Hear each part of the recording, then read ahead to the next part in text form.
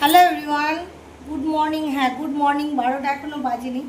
আজ 2-3 দিন পর তোমাদের সামনে আসলাম। শরীর ভালো আছে আমারও, আর সোহানেরও খুব ভালো আছে। দেখো সোহানের মুখে হাসি দেখে বুঝতে পারো। আচ্ছা, তুমি এখন কি দিয়ে চান করেছো বলো সবাইকে।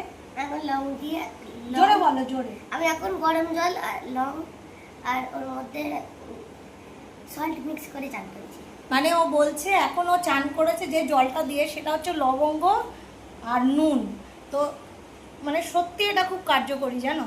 কালকের থেকে ছেলেটার এত কাশি, এত শরীর খারাপ হচ্ছিল, তো রাত্রিবেলাও ওকে রসুন আর কালো জিরে সর্ষের তেলে গরম করে মালিশ করেছি। আর সকালবেলাও ওঠার পর হানি জল খাইয়েছি, যেটা খাওয়াই তোমাদেরকে দেখিয়েছি।